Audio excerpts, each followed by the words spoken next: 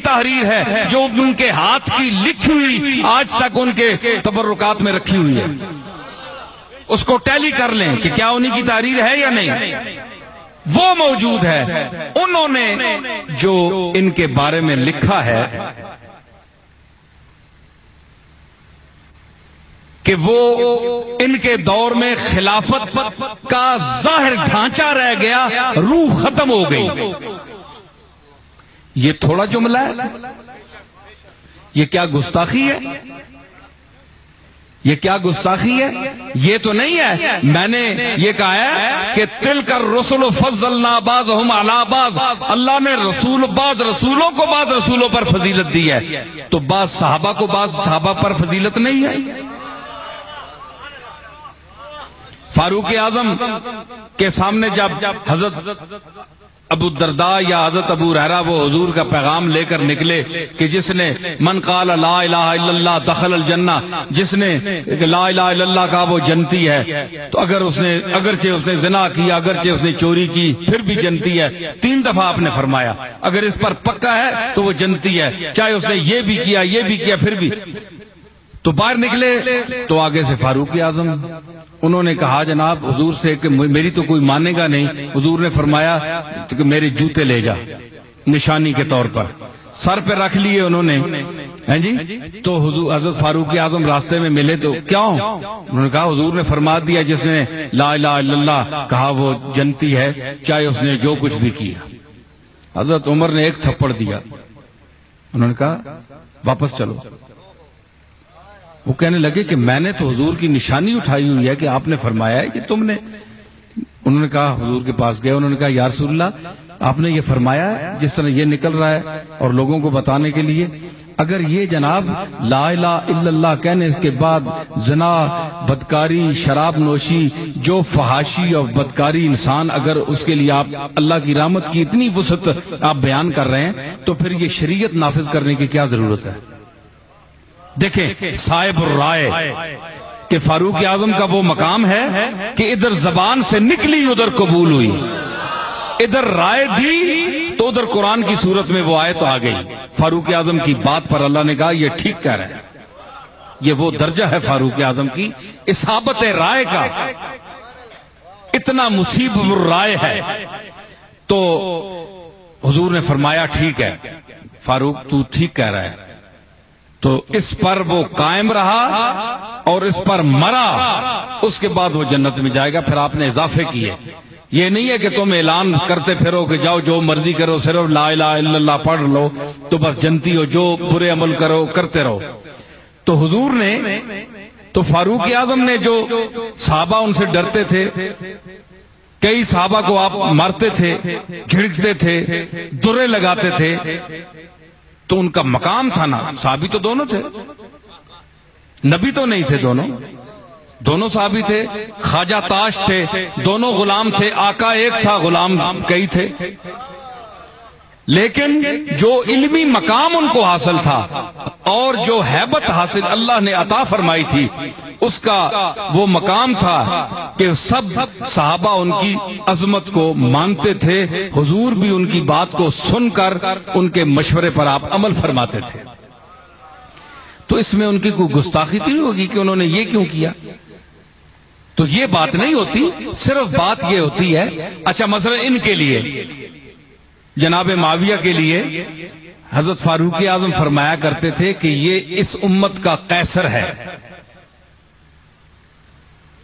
اس امت کا قیصر ہے۔ جس طرح بادشاہ نہیں ہوتا جس کے آگے وہ گھوڑے چلتے ہیں، سواریاں چلتی ہیں، اور یہ آج جو وہ گارڈ چلتی ہے آگے، اس قسم کی آپ کتابیں پڑھیں، آپ کبھی تشریف لائیں، اگر آپ کو میرے ساتھ اس موضوع پر گفتگو کرنے کا شوق ہے تو میں حاضر ہوں، آپ وہاں تشریف لے آئیں، اگر وہاں نہیں آنا چاہتے تو کسی اور جگہ بیٹھ جاتے ہیں، آپ مجھ سے پوچھیں میں آپ کو بتاؤں گا، ایسی کوئی بات نہیں ہے۔ اور اگر کوئی آپ کے بزرگ بھی اس موضوع پر میرے ساتھ گفتگو کرنا چاہیں تو میں ان کے ساتھ بھی کرنے کے لیے تیار ہوں، وہ مجھے کھا تو نہیں جائیں گے، وہ بھی 4 لفظ پڑے ہوئے ہیں، میں بھی پڑھا ہوا ہوں، وہ شاہ حسن سے ہی تاجدار ہم بھی ہیں، ایسی بات نہیں ہے۔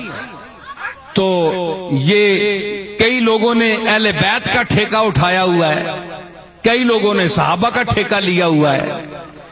تو اہل سنت وہ گروہ ہے جو صحابہ کی بھی ٹھیکیدار ہے اور اہل بیت کی بھی ٹھیکیدار ہے، عظمت انبیاء کی بھی ٹھیکیدار ہے اور عظمت اولیاء کی بھی ٹھیکیدار ہے.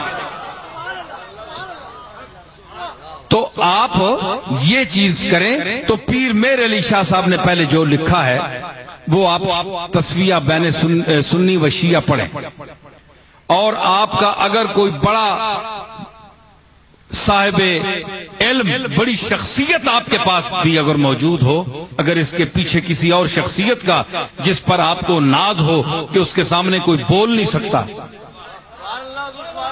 ہاں، تو وہ شخصیت بھی ہماری دیکھی ہوئی ہوگی، نہیں تو ہم دیکھ لیں گے. اور جو میرے دادا نے دلیل قائم کی ہے، میں اگر دیکھیں نا، یہ تو نہیں نا گولڈ شیف میں ساری اولاد ہے، حضرت پیر صاحب کی اور بھی اولاد ہے ساری، لیکن اب ضروری تو نہیں ہے نا کہ ہم سب وہ مولوی صاحب کو بلا کر جمع کر کے کریں. میں انشاءاللہ اس کی وہ اولاد ہوں جو آپ کے سامنے میدان میں بیٹھ کر آپ سے بات کروں گا. اللہ کے فضل سے میں میدان کا آدمی ہوں، ہاں میدان کا آدمی ہوں. آپ کو یہ غلط فہمی ہے. تو انشاءاللہ وقت آئے گا، آپ کو اگر یہ ابھی تک اس کی تسلی نہیں ہوئی، آپ آئیں، میں آپ کو اور دلائل بھی دوں گا. محیر العقول، عقل حیران ہو جائے گی وہ واقعات پڑھ کر. اور ایسے ایسے اکابر کے میں قول آپ کو کے سامنے رکھوں گا کہ آپ ان کے پھر آپ سے کہوں گا کہ آپ اب ان کے لیے رائے قائم کریں کہ یہ آپ کے نزدیک بھی گستاخ ہیں. یہ بات نہیں ہے، ہم نے تو ایسی باتیں کبھی کی نہیں. کیوں کہ ایک جو اتحاد امت کی ایک فضا بنانے کی کوشش کرتے ہیں. ہم نے علی اور معاویہ کو آپس میں جھگڑتا ہوا ہم نے نہیں دکھایا. اور کون سی چیزیں ہیں کہ جو آپ کے سامنے نہ ہوں، اور جناب علی کے ساتھ جو زیادتیاں ہوئی ہیں آپ کو کیا پتا. میں آپ کو بتاؤں، میرے باپ، میرے دادا، میرے پردادا سے بڑا اور تمام علماء امت جس کی عزت کرتے ہیں، جس کے نام پر سر جھکاتے ہیں، اور بڑے بڑے مؤلفین حدیث اس کے نام آنے پر اپنی گردنیں جھکا دیتے ہیں. جناب حضرت امام احمد ابن حنبل رضی اللہ تعالی عنہ آج بھی سعودی عرب کا جو مسلک ہے، مذہب ہے، وہ حنبلی ہے، حنابلہ. ان سے پوچھا گیا، انہوں نے جو تقریر کی ہے، آپ امام احمد ابن حنبل کو بھی گستاخ کہیں گے؟ آئیے امام حنبل کو میں سامنے لاتا ہوں، انہوں نے اس سے بھی بڑی گستاخی کی ہے. میں نے تو کچھ کہا ہی نہیں، ان سے بڑی گستاخی کی ہے. اور آپ مجھے لکھ کر دیں گے کہ امام احمد ابن حنبل گستاخ ہے، پھر میں آپ کی اس تحریر کو علماء امت کے سامنے پیش کروں گا.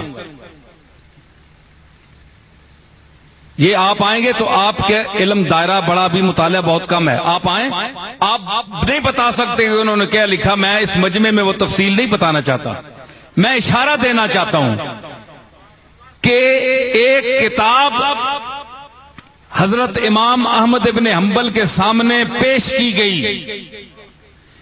آپ کو پتا ہونا چاہیے کہ امام حنبل وہ شخصیت ہے کہ جو 6 لاکھ حدیثوں کے حافظ تھے.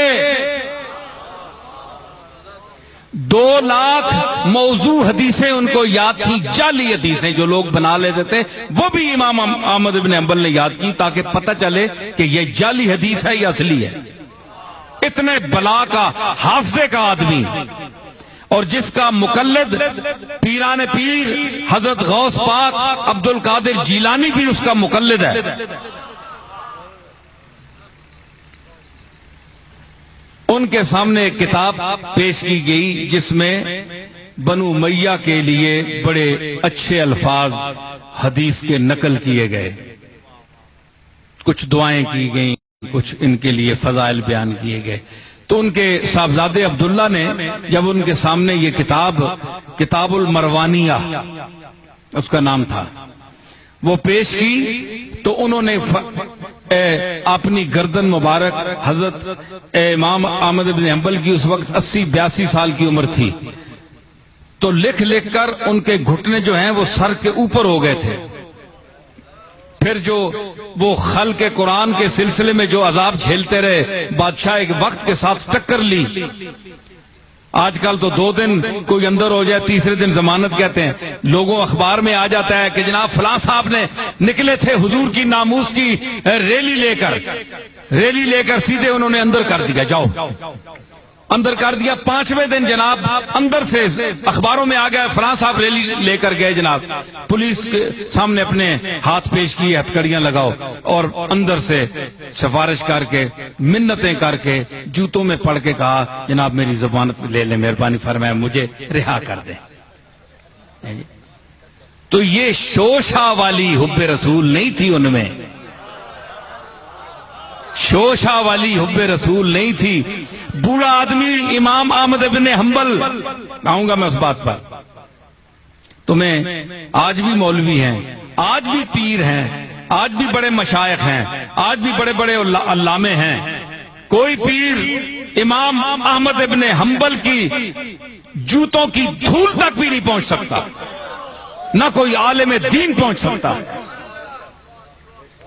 جس راستے سے امام احمد بن حنبل گزرے ہیں اس کی اقطاب اور غوث اس کی گرد راہ کو ترستے ہیں. بادشاہ کے ساتھ جھگڑا ہوا کیا کہ قرآن خلق ہے، اس نے کہا خلق ہے.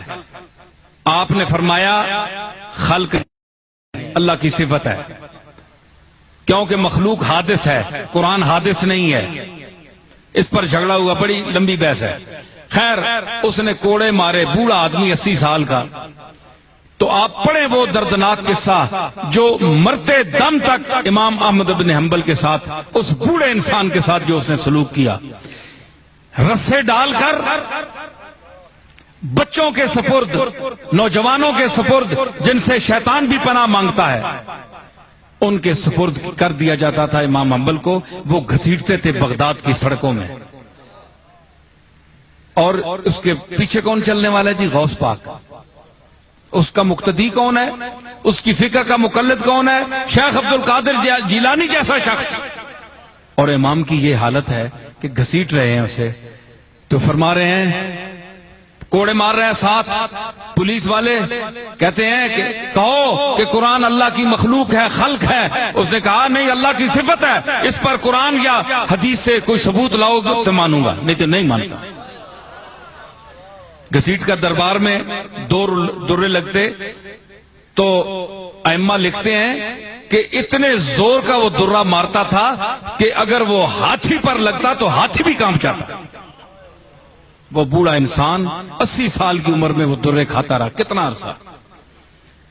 آپ کو بتاؤں میں امام احمد بن حنبل کی شان، درہ لگا، ازار بند ٹوٹ گیا.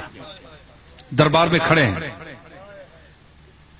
بادشاہ بیٹھا ہوا ہے، علماء جو اس کے چمچے تھے، آج کل چمچے علماء بھی ہوتے ہیں نا، جو بادشاہ کی ہاں میں ہاں ملاتے ہیں پیسے لینے کے لیے.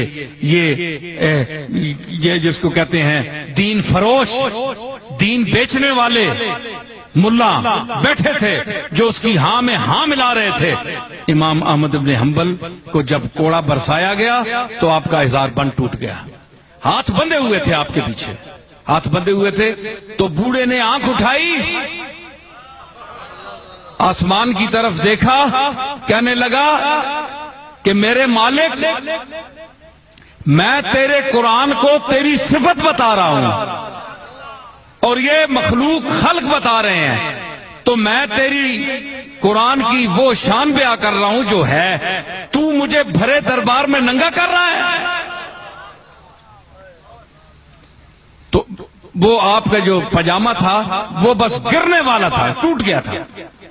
تو لکھتے ہیں کہ غیب سے ایک ہاتھ نمودار ہوا دربار میں غیب سے ایک ہاتھ نمودار ہوا جو حضرت امام احمد ابن حنبل کی کمر پر اس نے ہاتھ پھیرا. خدا جانے جبریل تھا کون تھا, رجال الغیب میں سے تھے. تو دوبارہ وہ جو ہزار بند ہے وہ اس کو جوڑ دیا گیا, اللہ نے جڑوا دیا اس کو, اور امام احمد ابن حنبل کی سر دربار عزت رکھ لی اللہ نے. یہ وہ شان کا آدمی ہے, یہ اس شان کا. اور جب ان کا جنازہ اٹھا تو 7 لاکھ سے اوپر انسان تھے جنازے پہ. تو انہوں نے کہا کہ عبداللہ نے کہا کہ بابا یہ کتاب دیکھیں, ان میں بڑی ان کی تعریف ہے بنو امیہ کی. تو انہوں نے کہا کہ یہ جاہز ایک بدصورت انسان جو مکے میں تھا, جو بنو امیہ کا ہم اثر تھا, اور وہ بدترین, جس طرح یوسف خوبصورت ترین انسان اللہ نے پیدا کیا, تو کتابوں نے جاہز کے لیے لکھا جیم الف ہائے ہتی اور زوئے, جاہز. تو بدترین صورت والا, ایسا بدصورت انسان کسی نے نہیں دیکھا, اتنا بدصورت تھا وہ. اور اللہ نے اس کو کمال کیا دیا تھا کہ جب وہ اب موڈ میں بولتا تھا تو ایسا فصیح و بلیغ جملہ عربی کا نکلتا تھا اس کے منہ سے جس طرح حضور رسالت میں آپ بول رہے ہوں. حضور سے ملتا جلتا, اس میں حضور کی فصاحت و بلاغت کی بو آتی تھی, خوشبو آتی تھی, اتنا فصیح تھا وہ. جملہ بولتا تھا تو پتہ تھا, لگتا تھا کہ رسول اللہ کی حدیث کا ٹکڑا ہے. اس کو بنو امیہ نے پیسے دیے اور ان سے جعلی حدیثیں گھڑوائی. حضرت امام حنبل نے یہ جملہ فرمایا اور لکھا ہوا میرے پاس ثبوت ہے. یہ ایک امام کی تحقیق ہے اور بہت بڑا امام ہے, میں اپنی طرف سے نہیں کہہ رہا ہوں. یہ ساری ان کی یہ گھڑوائی ہیں اور یہ حدیثیں جعلی گھڑوا کر اس کو بعد میں نقل کیا, ساری کتابوں نے نقل کیا. تو مطلب یہ ہے کہ انہوں نے کہا کہ یہ چیز جو ہے, انہوں نے ایک اور جملہ کہا, امام احمد بن حنبل نے فرمایا کہ اصل بات ہے یہ ہے بیٹا کہ علی قلیل الاحبا تھا اور کثیر الاعداء تھا. علی کے دوست تھوڑے تھے, دشمن زیادہ تھے. تو اس کی وجہ کیا ہوتی ہے, یہ تو امام احمد بن حنبل کا ارشاد ہے نا جو میں پیش کر رہا ہوں. اس کی وجہ میں نے کیا سمجھی, اس لیے کہ دوست ہوتے ہیں ان کے زیادہ جن کے جو کھلائیں, جن کا دسترخوان وسیع ہو, جو جن کے پاس آنا جانا وسائل اور دنیاوی مفادات زیادہ ہوں, لوگ ان کے پاس ٹوٹ کر جاتے ہیں کہ کھانا کھا لیں گے, پیٹ بھر لیں گے, کوئی کام ہوا تو کسی سے کرا لیں گے, اثر رسوخ والا آدمی ہے, مال ماڑیوں والا ہے, ان کے دوست زیادہ ہوتے ہیں. علی کے پاس کیوں جاتے بھائی؟ علی کے پاس تو نان جو تھی, جو کی روٹی تھی.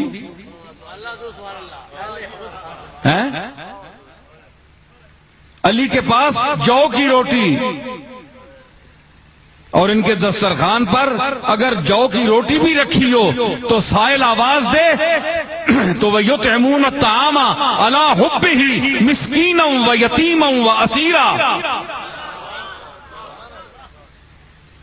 کے حوالے سے وہ یتیموں اور مسکینوں کو سامنے سے اٹھا کر روٹی دے دیتے ہیں, خود بھوکے رہتے ہیں ان کو دیتے ہیں. اور پھر علی کو اللہ نے وہ مقام عطا فرمایا کہ رسول اللہ نے فرمایا انا مدینۃ العلم وعلی بابها, کہ میں علم کا شہر ہوں اور علی اس کا دروازہ ہے.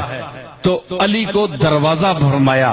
حضور نے بھی فقر اختیار فرمایا. حضور کے گھر بھی دیگیں نہیں پکتی تھیں, آپ کا فقر اختیاری تھا. تو آپ نے 3 دن اپنے شکم مبارک پر پتھر باندھے تو وہی رنگ تھا علی میں. تو پھر اسی چیز کا وارث اسی کو بنایا جو اس کا اہل تھا.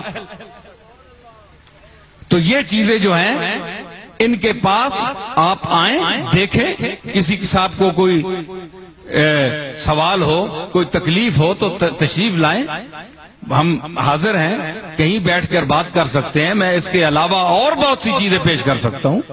تو یہ بات نہیں ہے. مطلب یہ ہے